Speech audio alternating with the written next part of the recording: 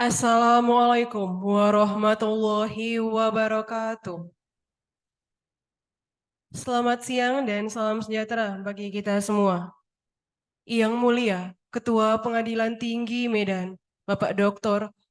Andes Haji Panusunan Harahap Sarjana Hukum Magister Hukum. Wakil Ketua Pengadilan Tinggi Medan, Bapak Dr. Herdi Agusten Sarjana Hukum Magister Humaniora. Yang terhormat, Hakim Tinggi Ad Hoc Tipikor Pengadilan Tinggi Medan, Bapak Aronta SH.MPA selaku pembicara pada hari ini. Hakim Tinggi Ad Hoc Tipikor Pengadilan Tinggi Medan, Bapak Ansyori Syaifuddin SH selaku moderator pada hari ini. Hakim Tinggi dan Hakim Ad Hoc Tipikor Pengadilan Tinggi Medan. Yang kami hormati, Panitra dan Sekretaris Pengadilan Tinggi Medan, pejabat struktural dan fungsional Pengadilan Tinggi Medan beserta aparatur peradilan Pengadilan Tinggi Medan, ketua, wakil ketua, hakim, dan aparatur peradilan Pengadilan Negeri sewilayah hukum Pengadilan Tinggi Medan yang saat ini sudah bergabung secara daring bersama kami melalui aplikasi Zoom Meeting. Seraya memanjatkan puji syukur kehadirat Allah Subhanahu wa Ta'ala, Tuhan yang Maha Kuasa, yang telah melimpahkan rahmat dan karunia-Nya, sehingga kita dapat berkumpul pada acara Pembinaan Teknis dan Administrasi Yudisial Pengadilan Tinggi Medan, Jumat 4 Agustus 2023. Untuk mengawali acara Pembinaan Teknis dan Administrasi Yudisial, marilah kita menyanyikan lagu Kebangsaan Indonesia Raya. Dilanjutkan himne Mahkamah Agung Republik Indonesia. Hadirin dimohon berdiri.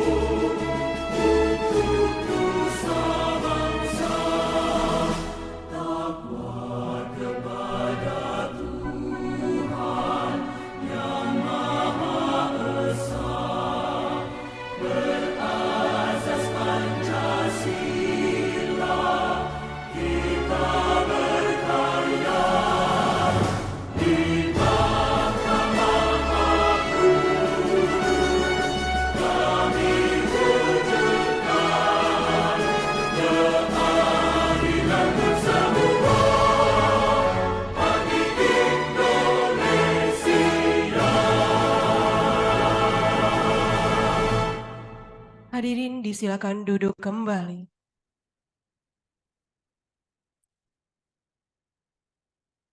Pembacaan doa yang dipimpin oleh Bapak Rifai Sarjana Hukum.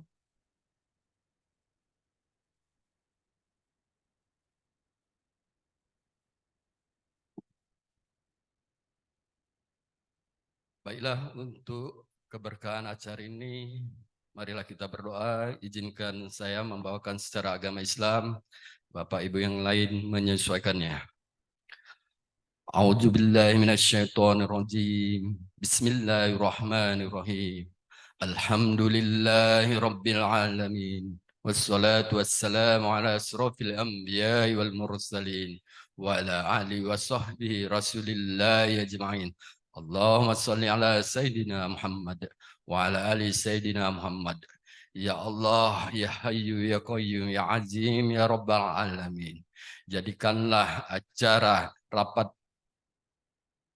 pembinaan teknis administrasi peradilan ini membawa keberkahan bagi kami untuk mengasah hati nurani kami agar lebih peka dalam mewujudkan keadilan dan hukum bagi masyarakat Indonesia.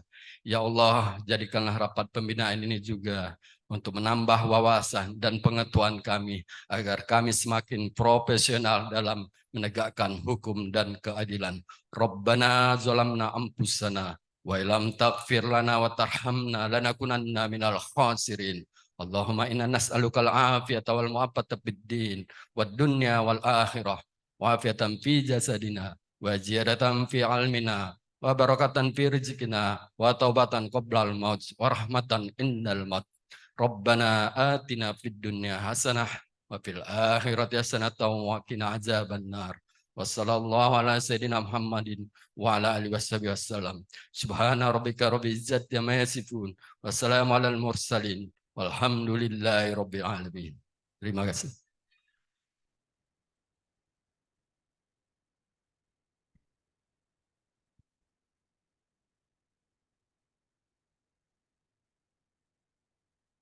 Bapak Ibu hadirin yang kami hormati, marilah kita simak bersama pemaparan materi dengan topik konsepsi kerugian keuangan anak perusahaan BUMN yang dibawakan oleh Hakim Tinggi Ad Hoc Tipikor Pengadilan Tinggi Medan, Bapak Aronta SHMPA selaku pembicara, dan Hakim Tinggi Ad Hoc Tipikor Pengadilan Tinggi Medan, Bapak Ansyori Saifuddin Sarjana Hukum selaku moderator, serta Panitera Pengganti Pengadilan Tinggi Medan, Ibu Elvi Farida Saragi Sarjana Hukum selaku notulen. Pemaparan materi ini akan langsung dirangkaikan dengan sesi tanya jawab. Selanjutnya kami serahkan kepada moderator. Terima kasih Nida selaku pembawa acara. Assalamualaikum warahmatullahi wabarakatuh. Salam sejahtera untuk kita semua. Salam dan salam kebajikan. Yang terhormat Bapak Ketua Pengadilan Tinggi Medan, yang terhormat Bapak Wakil Ketua Pengadilan Tinggi Medan, yang terhormat para Hakim Tinggi Pengadilan Tinggi Medan, yang terhormat para pejabat struktural dan profesional Pengadilan Tinggi Medan, yang kami cintai adik-adik magang ya, para mahasiswa, yang terhormat juga kepada para ketua pengadilan negeri se-Sumatera Utara, wakil dan jajarannya yang mengikuti secara daring ya. Izinkan dan perkenalkanlah saya akan memandu acara Bintek pada hari ini yang dengan materi judulnya konsepsi kerugian anak perusahaan BUMN. Anak perusahaan BUMN ini sebagaimana kita ketahui itu bukan merupakan bagian daripada BUMN itu sendiri. Tapi aset kekayaannya termasuk aset kekayaan BUMN. Ini kalau kaitannya dengan kerugian keuangan negara akan menjadi menarik untuk dibahas. Nah, pada kesempatan hari ini Pak Aronta yang akan memaparkannya. Beliau adalah berlatar belakang PNS, pada Badan Pertanahan Nasional. Kemudian pada tahun 2011 sampai 2022 sebagai hakim ad hoc tipikor di Pengadilan Tinggi Jambi.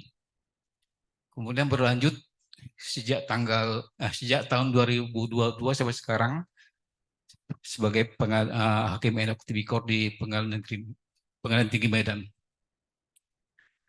Nah, untuk mempersingkat waktu, kami persilakan Pak Ronta untuk memaparkan makalahnya. Kami beri waktu kurang lebih 20-30 menit. Setelah itu kita akan lanjutkan dengan tanya jawab, baik secara daring maupun kepada para hadirin semua yang mengikuti di sini. Kalau memang akan mengajukan pertanyaan, kami persilakan nantinya. Untuk mempersingkat waktu, kami persilakan Pak Ronta untuk memaparkan makalahnya. Silakan. Terima kasih kepada moderator. Selamat sore, salam sejahtera bagi kita semua. Yang mulia Bapak Ibu Hakim Tinggi Pengadilan Tinggi Medan, pejabat fungsional dan struktural, dan juga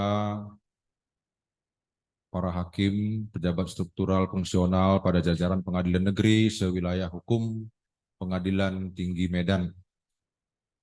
Sesuai dengan topik pada hari ini, yaitu adalah konsepsi yang saya bawakan adalah konsepsi kerugian anak perusahaan BUMN. Dengan fokus diskusi ataupun pembahasannya adalah apakah kerugian dari anak perusahaan BUMN termasuk sebagai kerugian negara. Tentu hal ini dalam kaitannya kepada tindak pidana korupsi, di mana kami sebagai hakim ad hoc tipikor.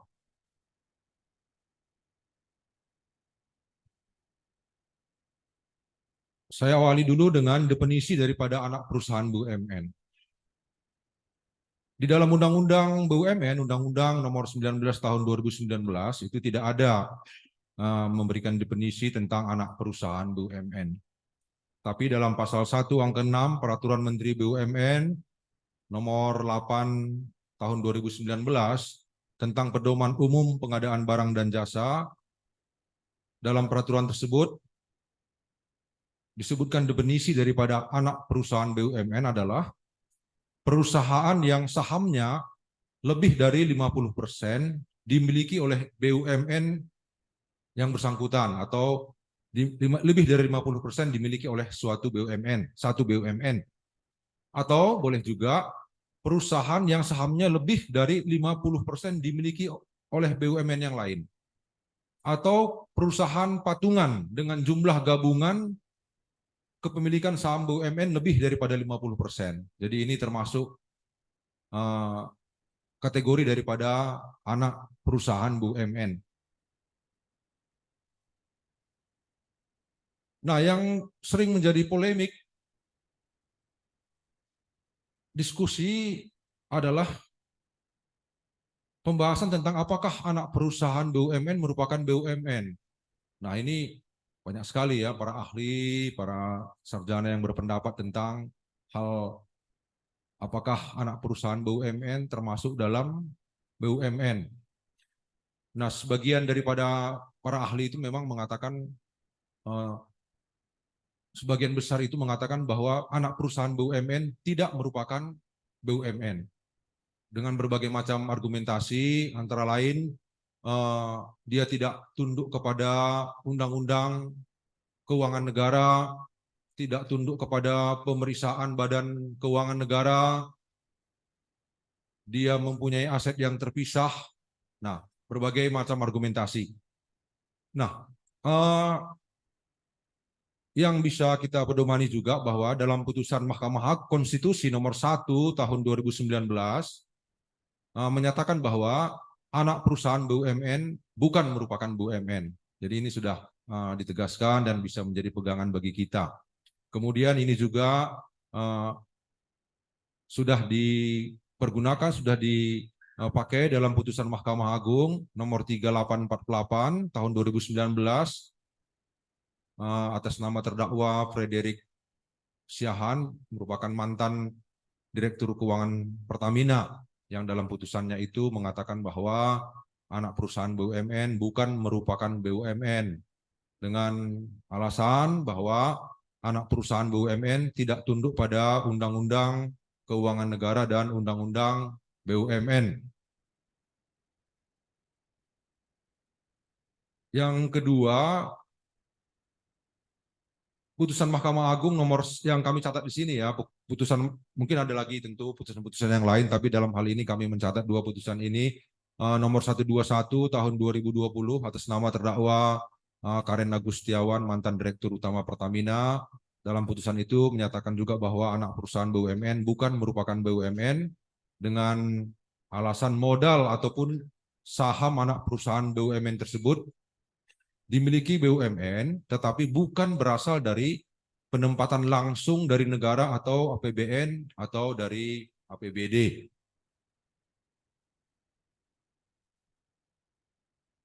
Nah, kita tidak terperangkap dalam konteks pembahasan untuk membahas mengenai apakah kerugian keuangan negara itu adalah kerugian anak perusahaan BUMN adalah kerugian negara sehingga dia masuk kategori tindak pidana korupsi. Kita tidak terjebak apakah bentuknya BUMN atau tidak. Tetapi sesuai dengan sebagai pedoman kita, Surat Edaran Mahkamah Agung nomor 10 tahun 2010 sebagai hasil rumusan rapat pleno Kamar Mahkamah Agung menyatakan di situ bahwa kerugian yang timbul pada anak perusahaan BUMN atau BUMD yang modalnya bukan berasal dari APBN, APBD, atau bukan penyertaan modal atau dari BUMN atau BUMD dan tidak menerima atau menggunakan fasilitas negara bukan termasuk kerugian negara. Jadi dari pengertian ini bahwa yang tidak jadi yang modalnya bukan bersumber dari APBN, APBD, itu bukan termasuk kerugian negara. Jadi anak perusahaan BUMN yang modalnya bersumber dari APBN dan APBD itu sudah dalam kategori kerugian perusahaan tersebut adalah termasuk kerugian negara. Termasuk juga yang anak perusahaan yang mendapatkan penyertaan modal dari BUMN dan BUMD dan juga yang menerima atau menggunakan fasilitas negara ini termasuk dalam kategori kerugian negara terutama sekali dalam kasus tindak pidana korupsi. Nah, dengan adanya SEMA ini tentu kita sudah ada menjadi pegangan kita dalam memeriksa perkara tindak pidana korupsi terkait kepada perusahaan kerugian daripada anak perusahaan BUMN. Saya mengambil contoh di sini adalah mengenai perusahaan terbatas Pegadaian, PT Pegadaian. Kita tahu bersama bahwa sebelumnya, sekarang ini PT Pegadaian itu bentuknya adalah perusahaan terbatas yang tunduk sepenuhnya kepada Undang-Undang Perseroan Terbatas. Sebelumnya kita tahu bahwa Pegadaian itu adalah termasuk perusahaan perseroan PT Pegadaian. Perusahaan perseroan PT Pegadaian. Jadi dia termasuk sebagai BUMN. Nah, berdasarkan peraturan pemerintah nomor 73 tahun 2021, PT Pegadaian telah berubah nama dan bukan persero lagi dan berada di bawah Bank Rakyat Indonesia. Sehingga PT Pegadaian bukanlah BUMN lagi sebagaimana tercantum dalam pasal 4 peraturan pemerintah tersebut dan tunduk pada Undang-Undang 40 tahun 2007 tentang perseroan terbatas bagaimana telah diubah dengan Undang-Undang Cipta Kerja.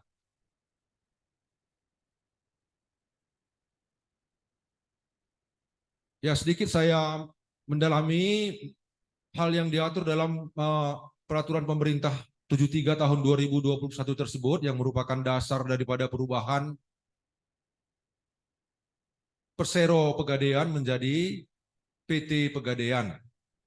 Dalam pasal 1 disebutkan bahwa kira-kira nanti kita merangkaikan tadi bahwa dia sebagai penerima penyertaan modal dari negara.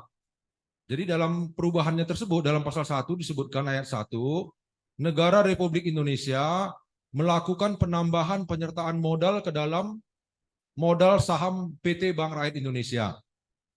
Ayat 2-nya dilakukan melalui pengambilan secara penuh hak negara Republik Indonesia terhadap saham baru yang diterbitkan Persero PT BRI melalui hak memesan efek terlebih dahulu kepada seluruh pemegang saham. Kemudian dalam ayat 3 disebutkan penambahan penyertaan modal negara berasal dari pengalihan seluruh saham seri B milik negara Republik Indonesia pada perusahaan perseroan atau Persero PT Pegadaian. Kebetulan dalam peraturan pemerintah ini juga termasuk perusahaan perseroan PT Permodalan Nasional Madani. Nah, dengan peraturan pemerintah ini bahwa dalam pasal 4 dikatakan penambahan modal negara sebagaimana dimaksud dalam pasal 1 mengakibatkan status perusahaan Persero PT Pegadaian dan perusahaan Persero PT Permodalan Madani berubah menjadi perseroan terbatas yang tunduk sepenuhnya pada Undang-Undang Nomor 40 Tahun 2007 tentang perseroan terbatas yang telah diubah dengan Undang-Undang Nomor 11 Tahun 2020 tentang Cipta Kerja. Nah, ini dia sebagai contoh konkret daripada anak perusahaan BUMN. Jadi PT Pegadaian itu telah menjadi anak perusahaan dari PT BRI yang mana memiliki saham lebih daripada 50%. Kemudian dalam operasionalnya juga PT Pegadaian itu masih menggunakan fasilitas terutama gedung kantor dan fasilitas lainnya yang berasal dari negara. Nah, ini dia merupakan topik kita pada hari ini sebagai bahan diskusi, pengantar bahan diskusi kita mengenai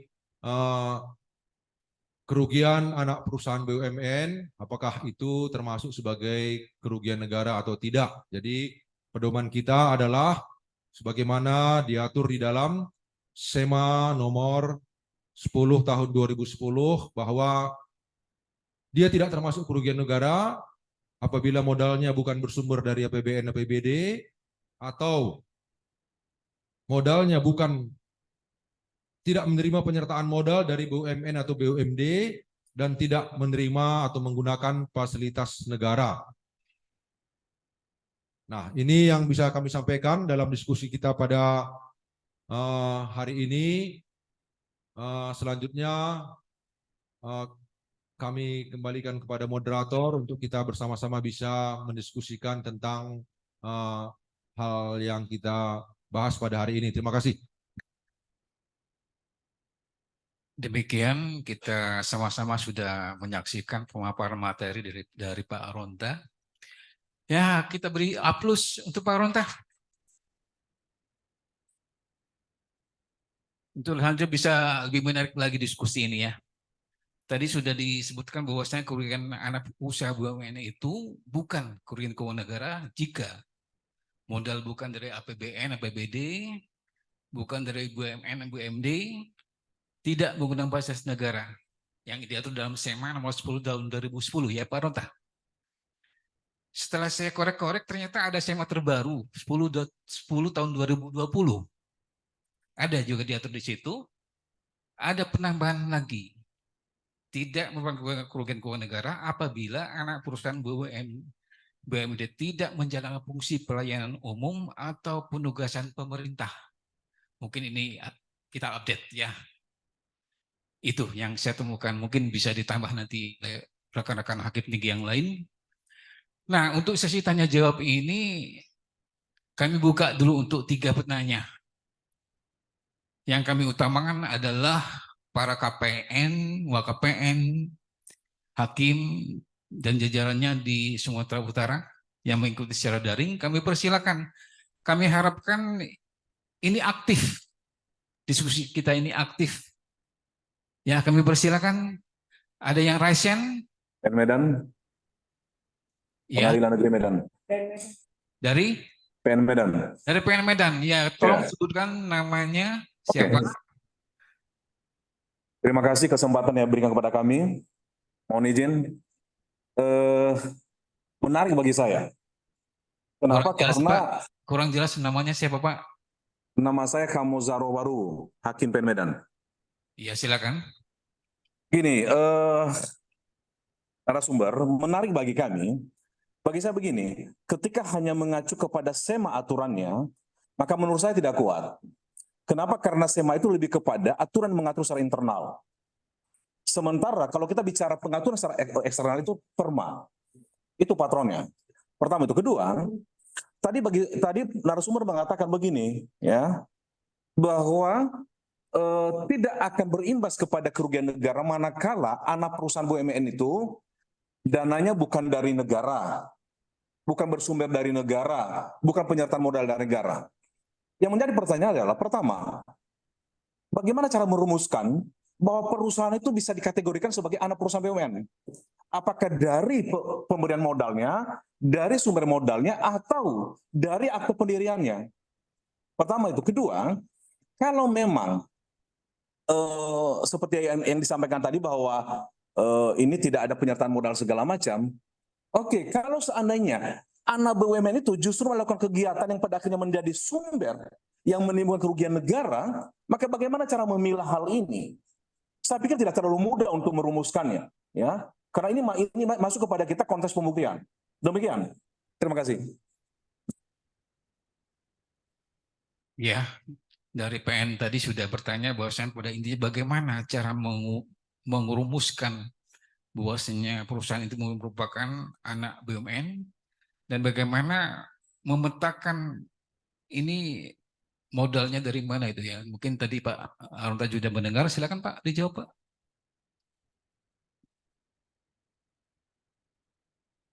Terima kasih tadi penanya dari PN Medan ya. Saya koreksi dulu ya tentang slide saya. Itu SEMA-nya SEMA 10 tahun 2020 ya, bukan 10 2010. Sorry, saya salah ketik itu. SEMA 10 2010 ya, rumusan rapat pleno Kamar Mahkamah Agung. Nah, saya sengaja untuk mengambil topik ini, tentu ini adalah topik yang sangat menarik sekali untuk didiskusikan ya. Karena selama ini memang saya dari pemeriksaan perkara yang ada ataupun yang bisa kita lihat dari media bahwa dalam perkara-perkara terkait kepada anak perusahaan BUMN ini banyak sekali yang lebih diutamakan selama ini adalah pendapat-pendapat para ahli yang memberikan argumentasi hukum tentang kedudukan daripada anak perusahaan BUMN secara khusus adalah tentang kerugian yang terjadi pada anak perusahaan BUMN. Tentu saja ya kita sebagai aparatur hukum memang ya tidak sederhana itu, tetapi sudah ditegaskan juga saya rasa kalau saya tidak salah oleh Pak KMA, ya Pak KPT juga bahwa SEMA itu lebih kuat kedudukannya daripada pendapat para ahli. Jadi kita lebih mendahulukan berpedoman kepada SEMA daripada pendapat para ahli yang ya tentu dengan argumentasi yang pandangan yang bisa berbeda-beda. Kemudian dalam penanganan perkara tentu kalau ditanyakan kepada saya bagaimanakah menilai penyertaan modal itu dalam suatu anak perusahaan BUMN, tentu ya dalam hal ini juga kita juga tidak terlalu berpengalaman sekali tentang hal tersebut. tentu ya dalam persidangan ya kita lebih banyak kepada mempedomani pendapat para ahli,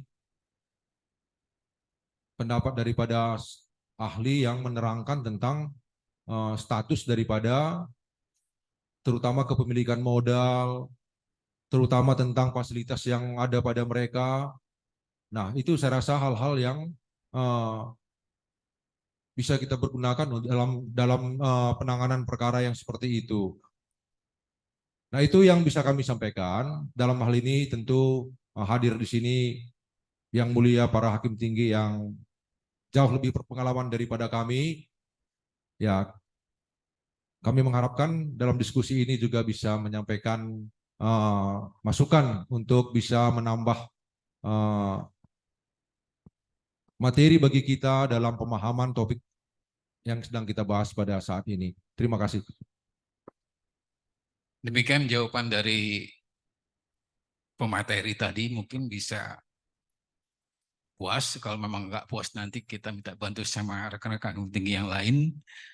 Tapi yang jelas kalau merujuk kepada SEMA tadi, terlepas apakah setuju nggak setuju dengan SEMA tersebut ya, tapi dari isinya yang menyatakan bahwa modal bukan dari APBN, APBD atau bukan dari BUMN atau BUMD, itu bisa kita lihat di akta pendiriannya. Misalkan dalam akta pendirian itu tersebut di situ modalnya dari mana.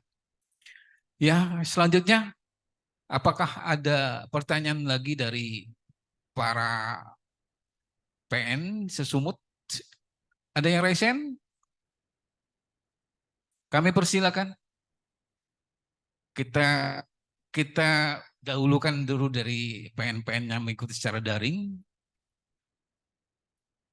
Halo? Kami mohon untuk aktif ya. Ada dari mana nih? Simalungun, PN Kebanjahe, Serampah. Bagaimana? Ada pertanyaan? Halo? Ya, sementara waktu kita lempar kepada peserta di floor di sini. Kalau memang ada pertanyaan atau diskusi atau penambahan daripada pemaparan, kami persilakan. Ya, silakan Pak Bambang.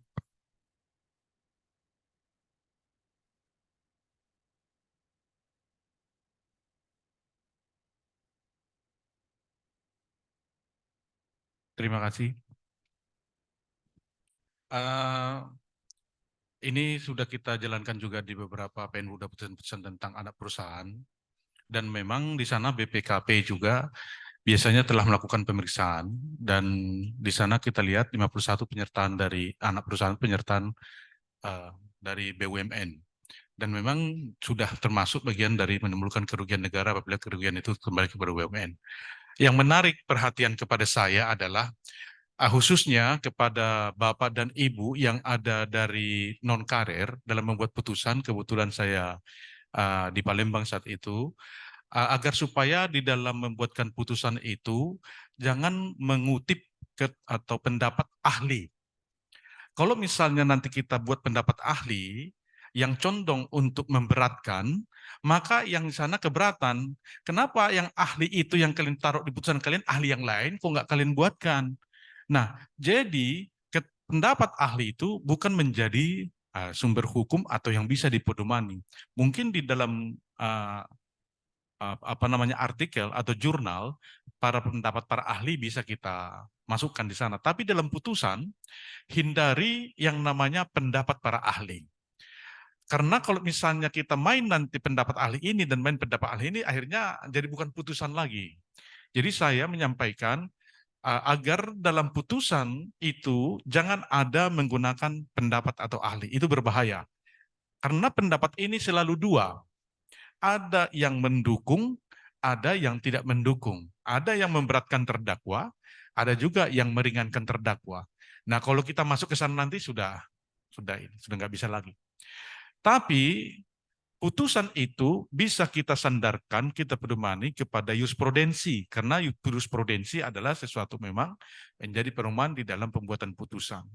Jadi hanya itu yang saya sampaikan. Kalau masalah tentang anak perusahaan disampaikan oleh presenter tadi, saya pikir dalam praktek selama ini tidak lagi masalah. Memang di dalam pembelaan itu selalu ataupun keberatan selalu itu dimunculkan bahwa di sini tidak termasuk kerugian negara, bahwa ini tidak, ini memang selalu ada itu Pak di dalam pembelaan maupun di dalam keberatan di dalam proses tipikor. Tapi yang saya maksudkan tadi itu kita hindarilah memberikan pendapat di dalam putusan kita, khususnya dari ahli. Demikian masukan dari saya. Terima kasih. Terima kasih Pak Bohong. Ada yang lain dari rekan-rekan? Ya silakan Pak Agus. Terima kasih atas waktu yang diberikan. Tadi pertanyaan dari PN Medan kan berkaitan dengan BUMN dan tidak mau menyebut lebih baik atau keberatan terhadap apabila mengacu pada SEMA. Ya tentunya kita harus lari ke, sebenarnya SEMA ini tidak bertentangan dengan undang-undang. Jadi tidak perlu diberati, ini hanya menegaskan aja. Coba dibaca di undang-undang tentang BUMN. Yaitu Undang-Undang Nomor 19 tahun 2003. Dan sudah saya sampaikan pada saat saya menjadi narasumber. Di situ bahwa kekayaan di dalam pasal 1 ya, nomor angka 10, kekayaan negara yang dipisahkan adalah kekayaan negara yang berasal dari anggaran pendapatan dan belanja negara. Jadi kalau bukan anggaran belanja dari bukan dari APBN, maka bukan sebagai kekayaan negara. Tentunya bukan merupakan kerugian keuangan negara. Dan di dalam angka 2 ya, bahwa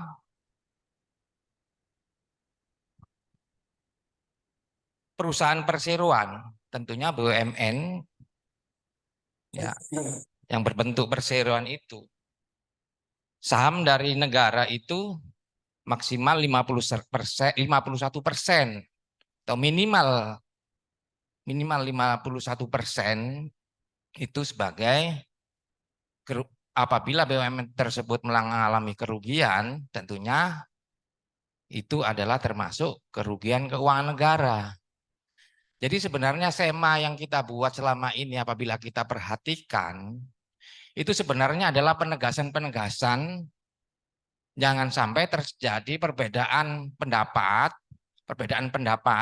pandangan-pandangan, maupun hal-hal yang saling bertentangan antara hakim satu dengan hakim yang lain, sehingga menyamakan, ibarat menyamakan persepsi lah, seperti inilah begitu.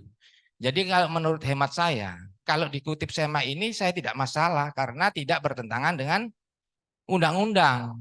Jadi kalau mau dikutip tidak masalah bagi saya. Apalagi bila mencantumkan di dalam undang-undang tersebut. Mau dimasukkan silakan. Sepanjang apalagi pendapat para ahli. Itu kesekian lah apabila kita melakukan penelitian hukum, doktrin itu kesekian. Kalau di ilmu hukum normatif itu sekunder. Itu adalah sumber hukum yang sekunder.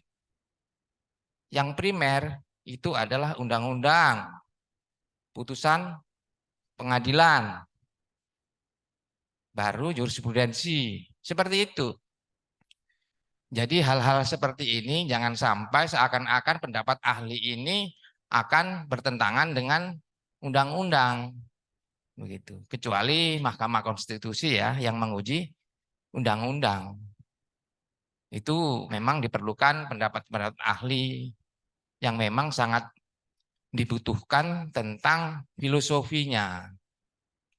Jadi kalau menurut hemat saya, hal-hal tersebut apabila sudah jelas di dalam undang-undangnya dan ada sema yang menegaskan suatu undang-undang yang bertujuan menyampaikan persepsi agar tidak terjadi perbedaan-perbedaan pendapat, apalagi ada pandangan ahli hukum atau para ahli, saya pikir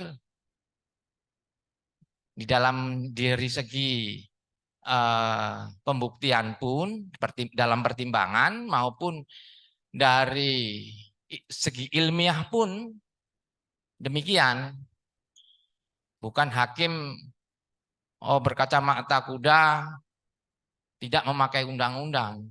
Sepanjang undang-undang tersebut selaras dengan filosofi dari maksud dibentuknya undang-undang, saya pikir hal tersebut perlu menjadi pemikiran bagi rekan-rekan hakim. Padahal kalau apabila kita perhatikan di dalam putusan-putusan itu, menurut pendapat A, menurut pendapat B, menurut pendapat C. Kalau saya perhatikan hanya semacam apa ya, referensi kadang-kadang tidak nyambung. Hanya kelihatan supaya keren saja. Itu. Padahal kalau apabila saya teliti, sebenarnya pendapat ini nggak nyambung. Misalnya unsur A disebut melawan hukum misalnya. Pendapatnya itu ke sana kemari padahal selanjutnya tidak dikaitkan apakah perbuatan tersebut memenuhi unsur. Ternyata pendapat ini sebenarnya nggak nyambung gitu loh.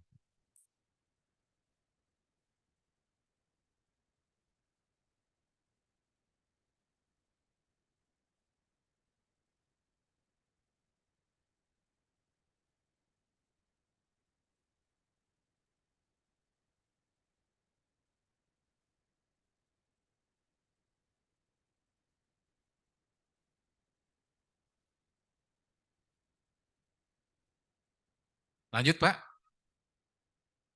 Karena belum nyambung. Sudah. Terima kasih. Izin Pak dari PN Medan tadi. Sambil menunggu koneksi. Izin Pak. Izin Pak dari PN Medan tadi. Oh, PN Medan. Ya. PN Medan ya masih yang tadi apa? Masih yang tadi Pak, yang masih yang tadi. Karena ada sesuatu masih yang yang perlu tadi. dipertegas sebetulnya. Bagaimana ya. Pak? Willy. Kalau bisa suaranya kurang begitu jelas kami tangkap di sini Pak. Bisa jelas. Iya Pak ya. Ya. Yang kami minta penegasan tuh gini Pak. Bagaimana cara merumuskan mengenai keberadaan sebuah perusahaan itu bisa dinamakan sebagai anak dari perusahaan BUMN. Ya, apakah itu dari anggaran dasarnya, akte pendiriannya atau dari penyertaan modalnya? Sehingga dari situ nanti legal standing menjadi nyata dan kemudian ketika anak BUMN ini melakukan dari aktivitas yang menimbulkan kerugian, maka ada benang merahnya. Apakah itu bisa dikategorikan sebagai kerugian negara atau bukan? Ini jadi ada sistematika untuk kita bisa menerapkan bagaimana mencari pertanggungjawaban pidana kelak. Kan kita bicara tentang responsibility delik. Demikian. Iya, jadi pertanyaannya bagaimana merumuskan anak perusahaan itu adalah perusahaan itu anak perusahaan BUMN. Iya BUMN. Gitu. Karena itu perlu Pak. Bagaimana merumuskan satu perusahaan itu merupakan anak perusahaan BUMN sehingga nanti dari kegiatannya ya, cukup Pak, biar kami coba bahas di sini Pak ya. Nanti Oke.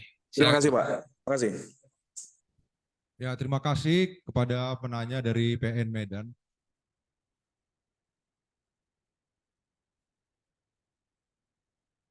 Di Undang-Undang BUMN kan sudah ada itu. Aduh, nggak nyambung itu. Jadi ya salah satu tentu kita melihat kepada akte pendirian ya daripada anak perusahaan tersebut. Kemudian ya bagaimana penyertaan modal yang dipergunakan oleh perusahaan tersebut. Nah, di situ kita bisa menyimpulkan bahwa dia itu merupakan anak perusahaan BUMN itu tidak. Ya, saya rasa ya kita merujuk kepada undang-undang BUMN juga sudah ada di situ diatur ya bagaimana tentang keberadaan daripada anak perusahaan BUMN. Jadi saya rasa ya itu yang bisa kami sampaikan. Terima kasih Pak. Ya demikian. Ada penambahan Pak dari, oh iya silakan Pak Longser. Mikrofonnya kita tolong ya.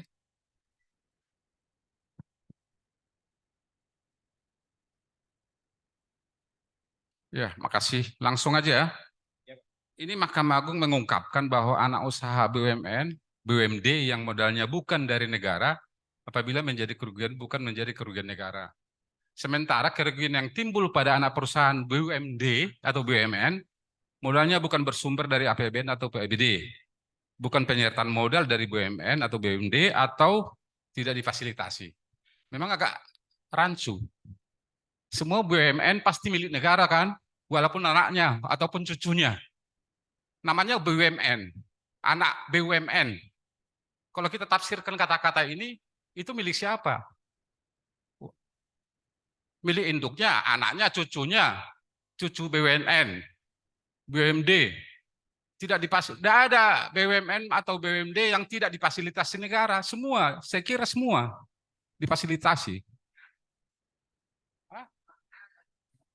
Anak perusahaan yang sahamnya walaupun minoritas, ini memang agak rancu karena persoalan di sini untuk menentukan apakah itu korupsi merugikan negara atau tidak. Apabila dikaitkan dengan kontrak-kontrak kerja. Misalnya perusahaan A, ada anak perusahaan BUMN mengadakan kontrak membuat tol, contohnya bekerja sama dengan korporasi. Dia masukkan saham sekian persen. Apabila nanti terjadi tindak pidana korupsi di perusahaan seperti tol, kan itu kan bentuk apa itu? Perusahaan gabungan buat tol itu. Nanti BUMN itu punya saham melalui anak perusahaannya. Katakanlah apa? Waskita Karya, contoh. Dia sahamnya di situ 5%. Nah, kalau terjadi korupsi di tol ini, bagaimana ini? Ini kan menentukan apakah kerugian negara atau tidak. Kan itu sekarang. Mau menghindari tanggung jawab si pelaku terhadap kerugian negara. Saya sendiri pribadi saya tidak mau mengambil alih pikiran orang di ahli-ahli itu. Nggak ada BUMN atau BUMD yang tidak difasilitasi oleh negara, walaupun itu anak perusahaan. Anak perusahaan BUMN maksudnya. Di sini kan kata-katanya anak perusahaan BUMN. Anaknya. Kalau kita lihat di struktur organisasi PT atau BUMN itu ada cabang, ranting. Nah, bagaimana menghindari ini, memilah apa kerugian itu kerugian swasta atau kerugian negara? Sementara sahamnya udah bergabung di situ antara perusahaan korporasi swasta murni dengan BUMN. Kalau saya berpikir, pokoknya yang ada saham negara masuk kerugian negara. Itu aja pikiran saya ya. Terima kasih. Terima kasih Pak. Baik, kepada Pak Sormin ya. Tadi kami kutip definisi daripada anak perusahaan BUMN. Tentu saja kalau ada hal seperti yang Bapak sampaikan tadi itu, kita melihat dulu apakah dia itu anak perusahaan BUMN atau tidak. Tadi dalam undang-undang peraturan Menteri BUMN disebutkan yang merupakan yang dikatakan sebagai anak perusahaan BUMN. Anak perusahaan BUMN adalah perusahaan yang sahamnya lebih dari 50% dimiliki oleh BUMN, suatu BUMN, atau perusahaan yang sahamnya dimiliki oleh BUMN lain, atau perusahaan patungan dengan jumlah saham kepemilikan BUMN itu lebih daripada 50%. Jadi kalau sudah masuk dia sebagai anak perusahaan BUMN, baru kita kaitkan lagi kepada SEMA tadi itu, apakah dia menerima penyertaan modal, dia menerima fasilitas, dia menerima dari APBN atau dari BUMN atau dari BUMD, kan seperti itu. Jadi kalau dia menerima tapi tidak termasuk kepada anak perusahaan BUMN yang kurang daripada 50% sahamnya, ya kalau menurut kami tidak termasuk dalam kategori yang disebutkan dalam SEMA ini tadi. Demikian Pak yang bisa kami sampaikan. Terima kasih. Demikian. Ya kami kembali kepada PN-PN atau hakim-hakim dan jajarannya di PN-PN Sumatera Utara yang mengikuti secara daring. Silakan kalau masih ada pertanyaan. Terutama PN Medan ini yang ad hoc PN Medan. Ada hadir enggak nih? Hakim ad hoc PN Medan.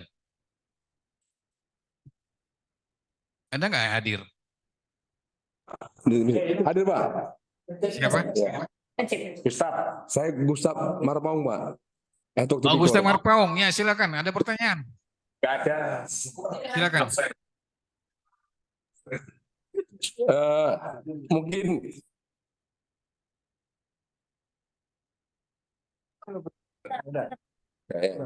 Ya, silakan. ya Pak, terkait dengan BUMN Pak, kalau pembahasannya kita mau dikaitkan dengan tipikor, barangkali menurut saya yang paling utama rujukannya referensinya adalah Undang-Undang Tindak Pidana Korupsi itu sendiri Pak. Jadi kalau yang di dalam Undang-Undang Tindak Pidana Korupsi tidak terlalu dipersoalkan tentang masalah status anak perusahaan BUMN. Yang jelas sepanjang bahwa sumber keuangan anak perusahaan BUMN atau BUMN tersebut ada keuangan negara atau keuangan pemerintah daerah, maka itu menjadi kerugian keuangan negara. Dia tetap juga dikatakan tindak pidana korupsi. Contohnya pernah kami menangani, tak usah dulu anak perusahaan BUMN Pak, tentang pekerjanya. Ada pekerja honor lah gitu di BUMN. Dia walaupun status honorarium, tetapi karena mengakibatkan kerugian keuangan negara, ya tetap juga dipidana. Gitu Pak. Artinya pengertian pegawai negeri lah, hampir setara dengan BUMN maupun anak perusahaan BUMN. Tentang pegawai negeri dalam arti luas di Undang-Undang Tipikor, anak honorarium pun dia, walaupun tidak pegawai negeri penuh, di dalam Undang-Undang Tidak Korupsi kan dinyatakan juga pegawai negeri. Sama halnya juga dengan anak perusahaan BUMN ini gitu Pak. Yang menjadi pertanyaan tadi saya mengkritik SEMA ini yang memunculkan pernyataan di dalam rapat SEMA-nya yang sebenarnya menurut saya nggak perlu diulas lagi gitu karena ada kalimatnya positif dinarasikan dengan negatif. Jadi sekarang menjadi bias gitu. Jadi SEMA itu sebenarnya nggak perlu pun itu nggak usah perlu. Tapi kalau nggak sekalian buat contoh nyata. Misalnya kalau contoh nyatanya gini mungkin Pak sekalian kalau kita diskusi. Apabila ada anak BUMN, anak perusahaan BUMN, saya nyambung tadi diskusi dengan Pak Repa. Apabila misalnya pada anggaran dasarnya didirikan katakanlah tahun 2010, itu Pak ya, sahamnya masih 100%. Dalam perkembangannya 10 tahun kemudian di tahun 2020 disuntik oleh joint venture-nya yang perusahaan swasta. Misalnya yang nyuntiknya ini sahamnya itu 51%. Sehingga anak perusahaan yang BUMN tadi sumber keuangannya semula katakanlah yang 100% itu 10 miliar, dia disuntik berarti sekitar 21 miliar, lebih besar dia kan, karena yang swasta tadi 50%. Nah, ketika terjadi penyelewengan keuangan pada anak perusahaan BUMN yang tinggal 49% ini pada anak perusahaan BUMN ini tadi, di mana saham dari swasta yang nyuntik ke dalam 51%, apakah apabila terjadi perbuatan yang mengakibatkan kerugian keuangan negara atau keuangan anak perusahaan BUMN ini, apakah ini bisa kita nyatakan sebagai kerugian keuangan negara? Demikian Pak yang menjadi diskusi kita pada sore hari. Terima kasih Pak. Terima kasih Pak Gustaf. Jadi pada intinya saudara berpendapat atau bertanya? Pak sebelumnya mohon maaf, saya bilang saya nggak bertanya, sekalian diskusi gitu Pak. Iya, dia berpendapat ya bahwasanya di dalam Undang-Undang Tipikor itu memang ada sebagian atau seluruhnya dari uang negara ya atau dari BUMN, sebagian atau seluruhnya dari gitu Pak ya. APBN, Iya Pak. Iya, iya, sebenarnya udah kelop dengan rumusan SEMA kalau seperti itu. Ya silakan Pak Lonta. Iya, memang menarik ya kembali kalau pada Undang-Undang Tipikor itu bahwa suatu perusahaan yang menerima ya seperti yang dikatakan tadi sebagian atau sepenuhnya modal dari negara ya itu juga termasuk kepada kerugian negara. Sementara tadi ya di SEMA ini seolah-olah membatasi lagi hanya kepada anak perusahaan yang tentu kalau dikatakan sebagai anak perusahaan BUMN yang modalnya lebih daripada 50% ya. Ya, jadi di satu sisi ya kalau menurut hemat kami ya satu sisi kita memahami dulu bahwa kemudian tadi dikaitkan lagi kepada narasinya, narasi negatif ya memang ya kami juga ketika membaca itu kok begitu ya, kok biasanya ya cenderung biasanya kalau hasil rumusan kamar itu ya seperti yang dikatakan tadi oleh Pak Gustaf yang merupakan kerugian anak perusahaan BUMN yang merupakan kerugian negara dalam hal perusahaan tersebut menerima fasilitas dari APBN, APBD, menerima dari BUMN atau dari BUMD dan fasilitas negara. Jadi ya kita juga nggak terlalu paham sekali ya bagaimana perumusan daripada SEMA tersebut, sehingga narasinya ya termasuk narasi negatif. Nah, ini dia ketentuan yang diatur dalam SEMA. Tentu dalam Undang-Undang Tipikor kita juga tidak terlepas daripada hal yang diatur dalam Tipikor terhadap perusahaan juga yang menerima dana dari modal dari pemerintah, dari negara sebagian itu seluruhnya, ya termasuk juga kita dalam kategori daripada keuangan negara. Saya juga berpendapat demikian. Terima kasih Pak Gustaf atas masukannya. Halo, jadi begitu Pak Gustaf ya. Kayaknya udah senada, seirama dengan pendapat Pak Gustaf. Ada yang lain dari PN Medan? Ad hoc-nya? Ada?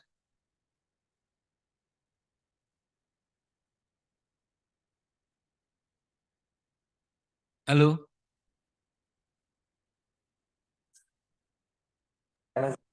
Cukup Pak, cukup Pak. Cukup ya, cukup. Iya, Pak, Dari cukup, Pak. pengadilan negeri Makasih, lain Pak. yang lain? Masih ada?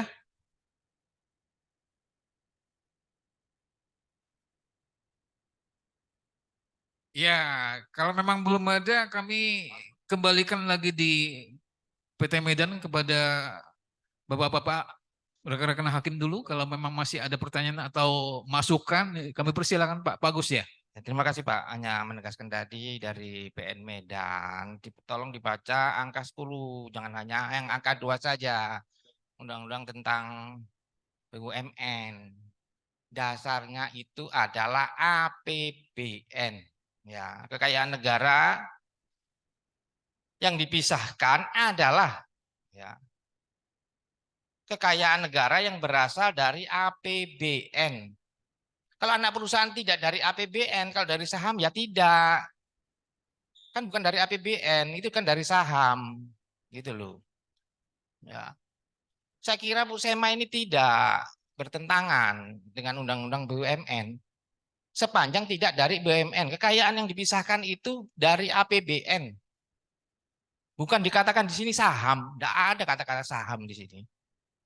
Dari APBN. Sepanjang bukan dari APBN, meskipun itu saham dari BUMN, itu bukan kekayaan negara. Kalau kita bicara di angka 10, ayat pasal 1 angka 10. Nggak ada di sini saham BUMN. Nggak ada. Sepanjang itu bukan dari APBN, sama seperti SEMA, ya bukan. Kalau kita mengerti penafsiran ya kontrario lah. Kan begitu. Ini pertanyaan-pertanyaan yang bikin pikiran jadi pusing sendiri. Gitu loh. Di sini kekayaan negara yang dipisahkan adalah kekayaan yang berasal dari APBN. Sepanjang bukan dari APBN, ini tidak menyempitkan penegasan terhadap pasal 10 ini. Gitu loh. Karena saya sudah baca sebelumnya. Itu. Kalau saham semua anak perusahaan semuanya ya mampu semua nanti kena korupsi semua itu. Gitu loh. Misalnya apa nih milik Speedy, apa sekarang namanya IndiHome. Itu swasta. Anak perusahaan Telkomsel. Kalau di IndiHome ternyata itu bukan dari hanya saham saja, bukan dari APBN. Nanti ada penyertaan 10% lagi. Kan ada APBN-nya di situ, ada sahamnya di situ. Ya susah. Gitu. Seandainya itu ternyata ada saham masuk, APBN masuk, ya kita ke angka 2. Gitu loh. Oh, ternyata ada APBN masuk. Misalnya Garuda kemarin, toh disuntik lagi oleh menteri apa namanya BUMN. Begitu. Berpikir yang kritis tapi jangan yang membingungkan diri sendiri gitu loh. Di angka 10 lah. Jadi pegangannya adalah APBN. Di SEMA juga saya baca APBN. Itu. Termasuk Susah penyertaan nanti. modal itu Pak, kalau di SEMA Pak. Sudah nanti Poin- perusahaan ya. Kalau di SEMA-nya itu di poin 2-nya itu penyertaan modal dari BUMN dan BUMD. Lah iya, gitu. Ini kan pasti anak perusahaan. Kalau tidak APBN nggak bisa, gitu. BUMD juga gitu loh. Itu tetap namanya perusahaan BUMN, tapi asalnya bukan dari APBN. Ada yang berasal dari APBN, ada yang penyertaan modal. Nanti perusahaan yang go public, yang sahamnya lebih dari berapa sekian persen, yang kurang dari 50%, oh itu kan dari ada masuk di situ, kena nanti semua orang-orang asing itu, lari semua investor. Jadi seperti itulah, kan banyak itu penyertaan modal dari BUMN di luar negeri, habis semuanya nanti. Itu kan uang negara. Ya ini kan bertentangan dengan prinsip-prinsip internasional nantinya. Saya kira demikianlah. Jadi ada batasan-batasan lah. Gitu. Ini SEMA ini hanya menegaskan aja sebenarnya di dalam undang-undang BUMN dan peraturan pemerintah. Dibaca juga peraturan pelaksananya di BUMN. Di situ ada. Ya, saya kira sudah jelas itu. Kita sendiri yang bikin ruwet karena tidak meneliti undang-undang dan peraturan-peraturan pelaksananya. Saya kira demikian. Terima kasih, bagus. Terakhir kepada Pak Sebentar, Pak. Pak Jess, ya silakan Pak. Saya pikir begini, kita membaca pelan-pelan SEMA 10 2020. Coba kita baca pelan-pelan. Di sana sama apa yang dikatakan Pak Agus, saya udah percis. Yaitu kerugian yang timbul pada anak perusahaan BUMN atau BUMD yang modalnya bukan bersumber dari APBN atau BBD atau bukan penyertaan modal dari BUMN atau BUMD dan tidak menerima atau menggunakan fasilitas negara, bukan termasuk kerugian keuangan negara. Kan udah jelas itu. Semua bukan-bukan katanya gitu. Itu maksud saya, ngapain kita lagi mempersoalkan tadi. Jadi benar kata Pak Agus, dibacakan benar-benar mengenai undang-undang BUMN, kemudian peraturan pemerintah tadi mengenai keuangan negara. Jadi seolah-olah tadi saya pikir ini kan SEMA ini udah jelas katanya, udah jelas katanya tidak ada yang bukan bersumber katanya kan, bukan bersumber. Jadi saya pikir itu aja masukannya. Jadi kita harus baca pelan-pelan SEMA itu, apa maksud SEMA tadi yang dikeluarkan tadi itu aja. Terima kasih Pak. Terakhir ya, kepada para mahasiswa kalau udah pertanyaan. Ada satu aja pertanyaannya, mewakili para mahasiswa. Ya, silakan. Berdiri. Ada? Berdiri. Sebutkan namanya. Perkenalkan, saya mahasiswa dari Fakultas Ilmu Hukum Nominsen, atas nama Ogi Permata Dewa Permata. Saya ingin bertanya, berbicara tentang tipikor, bagaimana negara mengawasi terhadap aliran uang yang dikelola anak perusahaan yang sering kita kenal sekarang sebagai relasi kontraktual yang bertujuan untuk menghindari dari jangkauan hukum yang berbenturan dengan prevensi hukum publik. Terima kasih, Pak. Itu aja ya. Ya, Pak. Ya silakan Pak narasumber atau para hakim tinggi yang hadir di sini untuk menjawab. Silakan Pak Ronta dulu ya, silakan. Iya, jadi yang bisa kami sampaikan ya itu kepada kewenangan dari para BPK dulu, dia mempunyai kewenangan untuk memeriksa keuangan negara, lembaga tinggi negara dan juga disebutkan lembaga-lembaga lainnya. Jadi dalam hal ini Mahkamah Konstitusi juga sudah mempertegas bahwa untuk audit investigasi BPK itu juga mempunyai kewenangan untuk terhadap perusahaan BUMN dan juga termasuk anak perusahaan BUMN.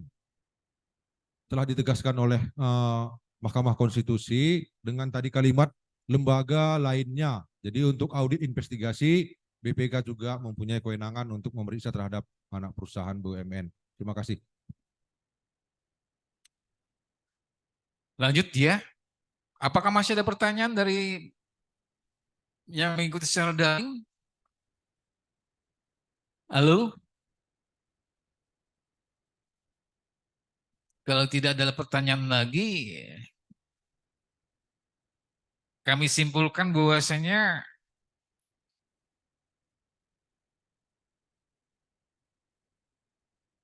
iya, adik mahasiswa, kemana? Udah jelas pertanyaannya. Hah? Jelas ya, makasih.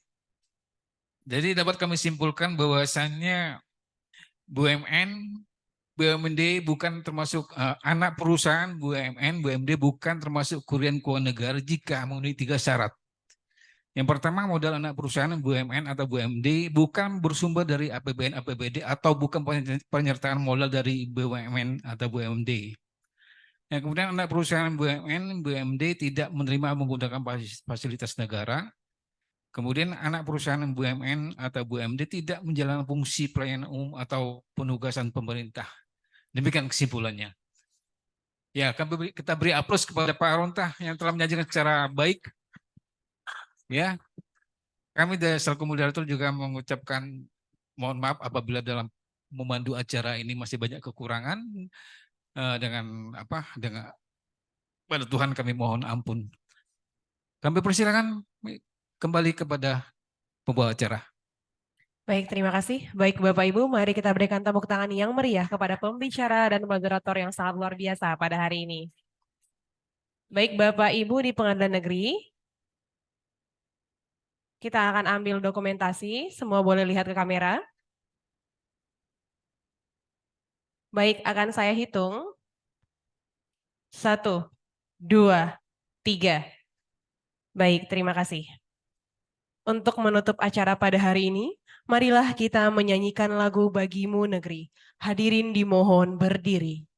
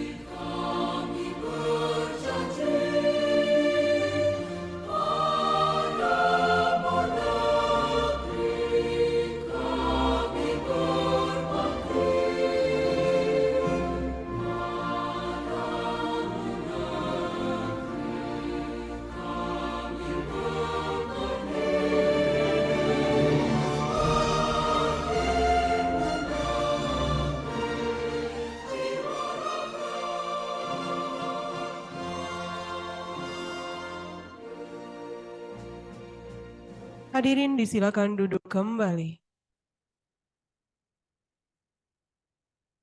Hadirin yang kami hormati, dengan telah selesainya dinyanyikan lagu Bagimu Negeri, maka berakhirlah acara pembinaan teknis dan administrasi yudisial pada hari ini.